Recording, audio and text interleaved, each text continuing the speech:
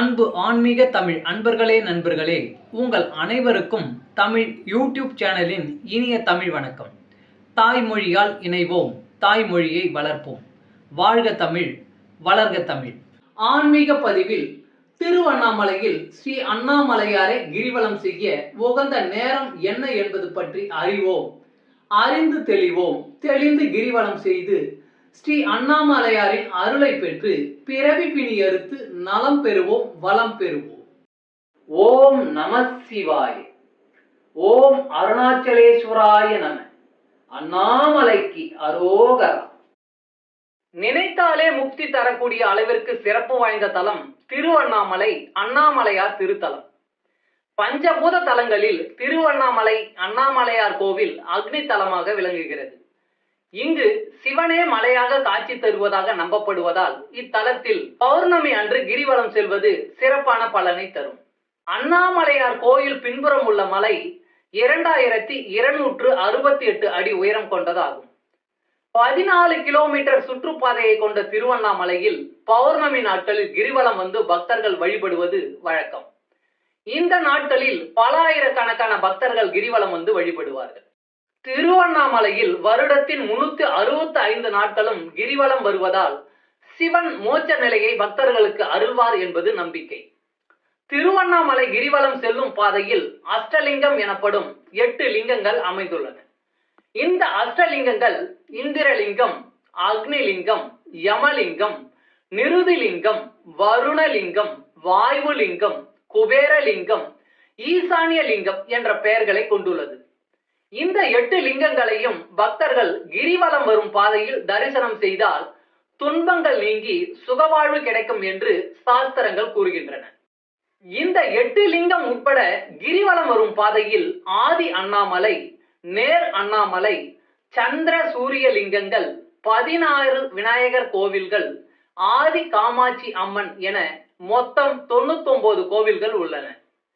பௌர்ணமி நாட்களில் கிரிவலம் வருவோர் பௌர்ணமி திதி தொடங்கி முடியும் நேரத்திற்குள் கிரிவலம் வருவது மிகவும் சிறந்தது. பக்தர்கள் கிரிவலம் செய்யும் பொழுது யாரிடமும் பேசாமல் சிவநாமத்தை மட்டும் உச்சரித்து கிரிவலம் வந்தால் அனைத்து பலன்களையும் பெறலாம். திங்கட்கிழமை கிரிவலம் வந்தால் இந்திர பதவி மற்றும் சிவலோக பதவி கிடைக்கும். செவ்வாய்க்கிழமை கிரிவலம் வந்தால் கடன் மற்றும் வறுமை நீங்கும். புதன்கிழமை கிரிவலம் வந்தால் ஆய கலைகளில் தேர்ச்சியும் முக்தியும் கிடைக்கும். வியாழக்கிழமை நாம் கிரிவலம் வந்தால் ஞானம் கிடைக்கும். வெள்ளிக்கிழமை அன்று கிரிவலம் வந்தால் வைகுண்ட பதவி கிடைக்கும். சனிக்கிழமை கிரிவலம் வந்தால் பிறவி பிணி அகலும்.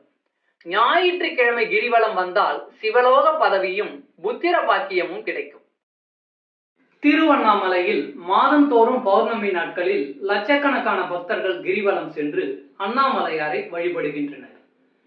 ஒவ்வொரு மாதமும் ஆன்மீக தமிழ் அன்பர்களாகிய பக்தர்களின் வசதிக்காக கிரிவலம் செல்ல உகந்த நாள், நேரம் ஆகியவற்றை தமிழ் யூடியூப் சேனல் சார்பாக அளித்து வருகிறோம். அந்த வகையில் புரட்டாசி மாதத்திற்கான பௌர்ணமி வருகிற 17ஆம் தேதி செவ்வாய்க்கிழமை காலை 11:27 மணிக்கு தொடங்கி மறுநாள் 18ஆம் தேதி புதன்கிழமை காலை 9:10 மணிக்கு நிறைவடைகிறது.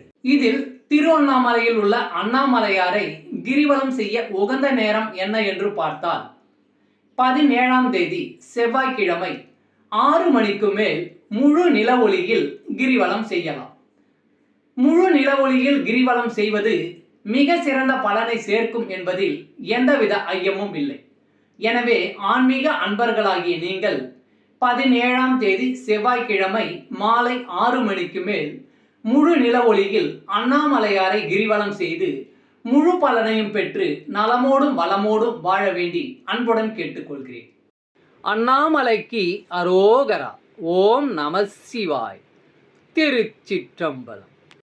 அன்பு ஆன்மீக தமிழ் அன்பர்களே நண்பர்களே, இவ்வீடியோ பதிவினை கேட்டு இன்புற்று ஆதரவு அளித்த அனைத்து தமிழ் உள்ளங்களுக்கும் எங்கள் உள்ளம் கனிந்த நன்றி. மேலும் இப்பதிவு உங்களுக்கு பிடித்திருந்தால் லைக் மற்றும் ஷேர் செய்தும், இதுவரை இந்த சேனலுக்கு நீங்கள் சப்ஸ்கிரைப் செய்யவில்லை என்றால் சப்ஸ்கிரைப் செய்து பெல் பட்டனையும் அழுத்தி ஆதரவு அளிக்கவும் அன்புடன் கேட்டுக்கொள்கிறோம். மிக்க நன்றி. அடுத்த பதிவில் உங்களை விரைவில் சந்திக்கும் வரை உங்களிடமிருந்து விடை பெறுவது தமிழ் யூடியூப் சேனல்.